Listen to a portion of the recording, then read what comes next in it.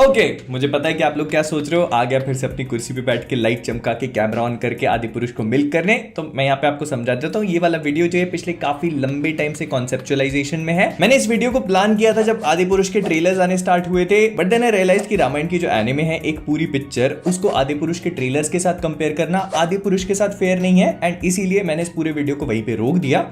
और अब आदि पुरुष देखने के बाद हम इस वीडियो को बना सकते हैं, लेकिन क्योंकि मैंने इस पे इतना काम कर लिया था तो इसी वजह से इसको ड्रॉप तो नहीं कर सकते थे। तो Ramayan legend of prince Ram 1992 में रिलीज होने वाली जापानीज एनिमे है। इसके पीछे इन्होंने काफी लंबी चौड़ी रिसर्च करी है, और अगर आप इसको देखोगे तो आपको इस बात का रियलाइजेशन एक्चुअली में हो भी जाएगा, क्योंकि मूवी काफी वेल मेड है। स्पेशली आदि पुरुष को देखने के बाद तो और भी अच्छे से हो जाता है। एंड वो कहते हैं ना कि जब तक आपके पास कोई चीज होती है तब तक आप उसकी वैल्यू रियलाइज नहीं कर पाते हो, लेकिन जब आप उसको दूसरी चीज से कंपेयर करते हो then you actually realise What it was, कि आपके पास क्या था और सामने वाली चीज क्या है। और मैं पहले ही बता देता हूं कि इस वीडियो में मैं जो कुछ भी आपको बताऊंगा वो इन दोनों मूवीज के बीच का कंपैरिजन है, वाल्मीकि रामायण का नहीं। तो प्लीज उससे किसी भी चीज को कंपेयर मत करना। तो सबसे पहले अगर हम स्टेप बाय स्टेप बेइज्जती करना शुरू करें तो आदि पुरुष 3 घंटे की उज्जंदरू कांड होने के बाद भी श्री राम की कहानी को 3 घंटे में पूरी तरह से कवर नहीं कर पाती है। और हालांकि मैंने पहले भी कहा कि रामायण एक बहुत बड़ी एपिक है और इसको 3 घंटे में पूरी तरह से कवर कर पाना पॉसिबल है ही नहीं। लेकिन वहीं दूसरी तरफ रामायण है वो 2 घंटे 10 मिनट में ये पूरी कहानी कवर कर लेती है। और मजे की बात ये कि इन लोगों ने आदि पुरुष से ज्यादा चीजें दिखाई हैं, जैसे कि श्री राम को अपने सारे अस्त्र कैसे मिले, फिर उसके बाद सीता माता के लिए जब वो शिव धनुष तोड़ते हैं वो वाली पूरी सीक्वेंस, जैसे कि श्री राम को जो अस्त्र मिलने वाला सीन है तो वो जाकर कनेक्ट होता है रावण को मारने वाले सीन से। फिर इसके बाद शिव धनुष को तोड़ने वाला जो सीन है वो श्री राम और सीता माता के बीच में एक कनेक्शन को एस्टैब्लिश करता है। जब उन दोनों ने एक दूसरे को पहली बार देखा तो वहां से उन दोनों के बीच में एक इमोशनल बॉन्ड एस्टैब्लिश हो जाता है। और वो जो लव एट फर्स्ट साइट वाली चीज है ना, वो हमें देखने को मिलती है जो आदि पुरुष में पूरी तरह से मिसिंग थी। मतलब इस मूवी में हमको उन दोनों के बीच में वो इमोशनल बॉन्ड फील होता है, और आदि पुरुष में हमें सब कुछ एक सस्ते स्केच के फॉर्म में दिखा दिया,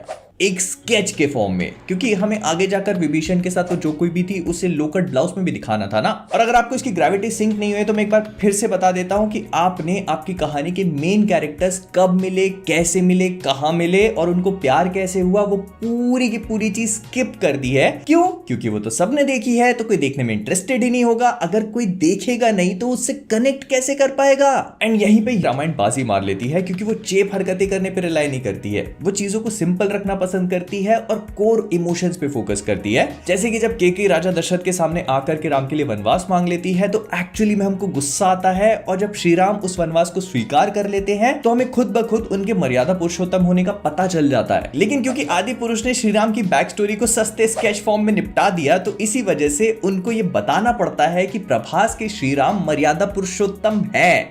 कभी प्रभास के खुद के मुंह से या फिर उनके आसपास जितने भी लोग खड़े हैं उनके मुंह से 25-30 बार। एंड भाई भरत मिलाप वाला सीन, उसके लिए तो आई वाज एक्चुअली एक्साइटेड। मैं जल्दी थिएटर्स तक पहुंचा, मुझे लगा वो सीन छूट ना जाए, क्योंकि ट्रेलर्स में कहीं पर भी दिखाया नहीं गया, तो मुझे पता था कि वो बहुत जल्दी आकर के जल्दी निकल जाएगा। लेकिन गेस करो कि वो कैसा था? गैस क्या करना है, था ही नहीं। एंड भरत के श्री राम की चरण पादुका लेके जाने के पीछे का सिग्निफिकेंस यही था कि अब वो पूरे वनवास पर नंगे पैर रहेंगे। लेकिन आदि पुरुष ने उन्हें वुडलैंड के सैंडल्स प्रोवाइड कर दिए ब्रो। एक तरफ जहां पर रामायण अपने श्री राम की एंट्री को एकदम सिंपल रखती है, जो कि होना भी चाहिए, वहीं पर दूसरी तरफ राजामौली, मेरा मतलब है कि ओम राउत ने प्रभास को बाहुबली बना दिया। और क्या तो एंट्री थी, श्री राम पतंगों से लड़ रहे, सामने वाला गुंडा तो असली रख लेते, मॉर्टल कॉम्बैट का सस्ता विलन खड़ा कर दिया, वो भी असली नहीं था। मतलब 500 करोड़ का चेक फटा तो हर कहीं वीएफएक्स ही ठूसने। मासी का तो पता नहीं चूसी एंट्री ज्यादा लग रही थी ये, और जैसे ट्रेलर में जब दिखाई और गालियां पड़ी तो इसको दिखाया नहीं किसी ट्रेलर में, जैसे पिक्चर में एग्जिस्ट ही नहीं करती। हम तो आंखें बंद करके पिक्चर देखने जाएंगे ना। फिर आते हैं दोनों मूवीज के गाने। तो आदि पुरुष अपने गानों को लेकर बड़ा क्लियर है। आदि पुरुष में ऑल्दो म्यूजिक काफी अच्छा दिया गया है, लेकिन गानों में जो इमोशंस कन्वे होने चाहिए वो बेसिकली होते नहीं है। और उसका रीजन बहुत ही सिंपल है, कैरेक्टर्स के सिर और पैर है ही नहीं, बीच की अगर बॉडी प्रोवाइड करोगे तो लोग उनके साथ कनेक्ट कैसे कर पाएंगे? तो हमको कोई इमोशंस फील होते ही नहीं है उनके साथ। मतलब उस गाने को बिना विजुअल्स के साथ अपना काम करते करते, गाड़ी चलाते चलाते मैं सुनूंगा तो मुझे सुनने में बहुत अच्छा लगेगा वो, लेकिन विजुअल्स के साथ मेरे को कोई कनेक्शन फील होगा नहीं। फिर आता है सीता हरण वाला सीन। एंड ऑल्दो ये अनपॉपुलर ओपिनियन हो सकता है, लेकिन मुझे आदि पुरुष का सीता हरण वाला कॉन्सेप्ट ज्यादा अच्छा लगा। आई मीन सैफ अली खान का रावण दिखने में भले ही चेप लगता होगा, लेकिन मुझे वो कॉन्सेप्ट अच्छा लगा कि रावण ने बिना सीता माता को टच करे उनका हरण कर लिया। प्लस वो झोली में से वाइन्स निकलने वाले पूरे इफेक्ट का जो यूज किया गया वो भी देखने में काफी अच्छा था। लेकिन उसके बाद इन्होंने पूरी तरह से हक दिया। वो पुष्पक विमान के नाम पे जो कुपोषित चमगादड़, मेरा कुप्पू चम्मू जो यूज किया गया था, उसने पूरी स्क्रीन पे क्या बढ़िया हगा है, देखने में मजा ही आ गया। आई मीन दोनों मूवीज के बीच का बेसिक डिफरेंस ये है कि पहली में रावण जो है वो पुष्पक विमान पे उड़ रहा है और दूसरी में चमगादड़ के ऊपर ही उड़ रहा है।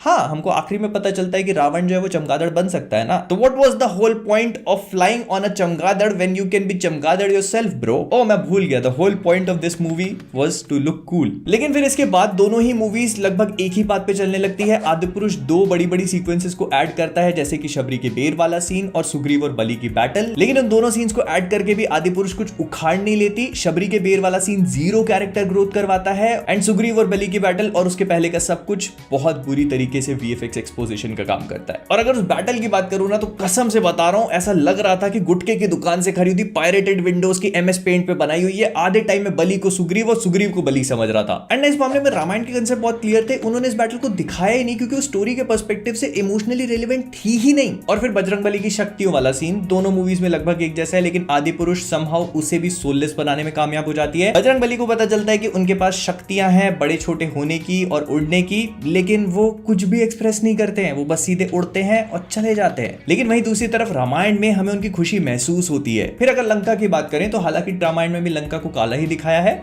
लेकिन यहां पर तो काला एसगार्ड बना के रख दिया। क्या क्रिएटिविटी दिखाई है मेरे को समझ में नहीं आया। बाद में जाकर इस चीज को लोगों ने पॉइंट आउट किया कि मूवी का एक फ्रेम एक्चुअली पूरा MCU से उठाया गया है, बस उसको डार्क कर दिया है, स्टैच्यूज तक को चेंज नहीं किया गया। मतलब कुछ तो देख लेते, सोच लेते, बदल लेते, कहा 500 करोड़ 600। फिर इसके बाद जब रामायण मूवी में हनुमान जी सीता माता से मिलने जाते हैं तो वहां पर एक बहुत ही ब्यूटीफुल सा गाना है। उन दोनों के बीच में एक माँ बेटे वाला कनेक्शन फील होता है। और इस सीन में मैं ये नहीं बोलूंगा कि बिल्कुल ही कुछ फील नहीं होता। हाँ, थोड़ी बहुत केमिस्ट्री है, लेकिन एग्जैक्टली वो चीज रेप्लिकेट नहीं हो पाई जो एक्चुअली में होनी चाहिए थी। It was actually over too soon. यहाँ पर थोड़ी सी कन्वर्सेशन होनी चाहिए थी, बट जैसे मैंने पहले भी कहा कि ये लोग बस चेक बॉक्सेस को टिक करने में लगे हुए थे।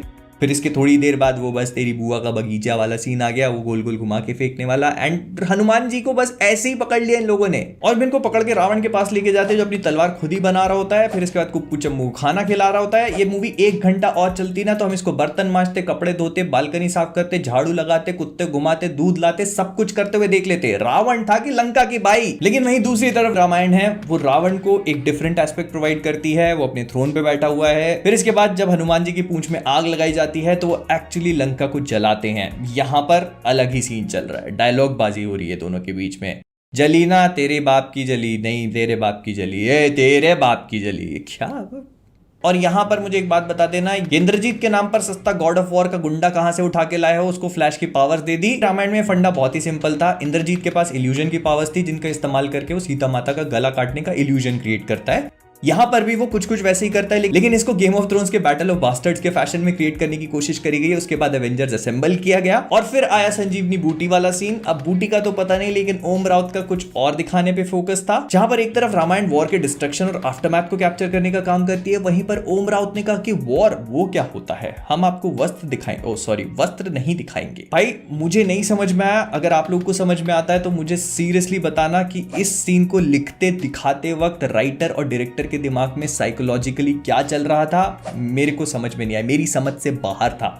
ये सीन रामायण में एग्जिस्ट नहीं करना चाहिए। लेकिन इसके बाद हनुमान जी द्रोणागिरी पर्वत कब पहुंचे, उन्होंने पर्वत को कब उठाया, इस पूरी चीज का एसेंस रामायण बहुत ही अच्छी तरह से कैप्चर करती है। वो वहां पहुंचते हैं, उनको संजीवनी बूटी मिलती है, लेकिन वो उसको खोए ना, इसीलिए वो उस जगह को मार्क कर देते हैं और फिर पूरे पर्वत को उठा करके लेके आते हैं। एंड आदि पुरुष just breezes through it like it doesn't even matter. Matter करेगा भी कैसे, मैटर करता है वैद ऋषि का जेंडर स्वैप करके बायोल्यूमिनेसेंस नॉनसेंस दिखाना, जिससे लक्ष्मण जी अगले ही सेकंड वोल्वरीन की तरह एडमेंटियम कुंड से उठ के बैठ गए। एंड जस्ट बिकॉज इनने वो VFX वाले मैसाकर कर दिए थे, इसीलिए इनको वो बैटल रात में दिखानी थी, तो इन्होंने रावण को अंडबंड वाले वरदान दे दिए कि दिन में मरेगा नहीं, रात में जगेगा नहीं, ना धरती पे ना जल में। हिरण्यकश्यप को मिले थे वो वरदान। एंड ऑल्दो मुझे आदि पुरुष के बारे में ये चीज अच्छी लगी कि इन लोगों ने श्री राम और रावण के बीच की जो बैटल थी इसको काफी लंबा चलाया, जो मैं देखना चाहता था। लेकिन फिर मुझे ये चीज पसंद नहीं आई कि श्री राम इस पूरी बैटल में एकदम ही हेल्पलेस नजर आए।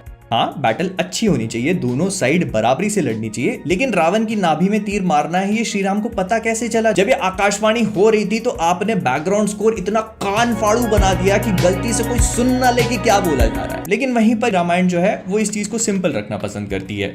श्री राम आते हैं, वो रावण की गर्दन काटने की कोशिश करते हैं, कई बार अनसक्सेसफुल रहते हैं, लेकिन फिर उनको रियलाइजेशन होता है कि रावण को मारने का कोई और तरीका है, वो उसे बीच में से काट देते हैं। एंड ऑल्दो मैं अभी भी बोलूंगा कि मुझे वाली बैटल छोटी लगी, लेकिन यहाँ पर श्री राम हेल्पलेस नजर नहीं आते। लेकिन वहीं पर रामायण है वो इस पूरी पिक्चर को क्लोजर प्रोवाइड करती है। इसके बाद श्री राम और सीता माता जो है वो अयोध्या जाते हैं, वहां पर उनको सेलिब्रेट किया जाता है। लेकिन वहीं पे पता नहीं आदि पुरुष कौन सी जल्दी में थी, जैसी सब कुछ होता है सब लोग एक साथ आते हैं, पोज बनाते हैं और पिक्चर खत्म। और हाँ, क्योंकि लोगों ने गालियां दी थी तो पुष्पक विमान भी तो ऐड करना था। एक बार मूवी में कोने में दिखा दिया जाता है और एक बार एंड में आके खड़ा हो जाता है। सोचने वाली बात है, अगर रावण के पास पुष्पक विमान था ही तो वो कुप्पू चम्मू का इस्तेमाल करता ही क्यों? It had no reason whatsoever to exist in the movie. तो कुल मिला के वो सारे थॉट्स थे जो मुझे आदि पुरुष और जापानीज रामायण को देखने के बाद आया और मुझे लगा कि इसके बारे में आपसे बात करनी चाहिए। लेकिन हैरानी की बात यह है कि 31 साल पहले एक दूसरे देश में बनी हुई रामायण आज की हमारे देश में बनी हुई रामायण से ज्यादा बेहतर है। विद दैट बीइंग सेड, हम लोग इस वीडियो को यहीं पर रैप अप करेंगे। अगर आपको पसंद आया तो लाइक कर देना, शेयर कर देना, और अगर फ्लिकवर्स पे नया तो सब्सक्राइब करना मत भूलना। ये प्रोबेबली हमारा आदि पुरुष का आखिरी वीडियो होगा, अगर कुछ रिमार्केबल ग्राउंड ब्रेकिंग नहीं होता है इस कहानी में। तो जाने से पहले फ्लिकवर्स से मैं हूं मोहित और आप सभी लोग एज ऑलवेज घूमो तो अपने बगीचे में, हुआ के बगीचे में नहीं।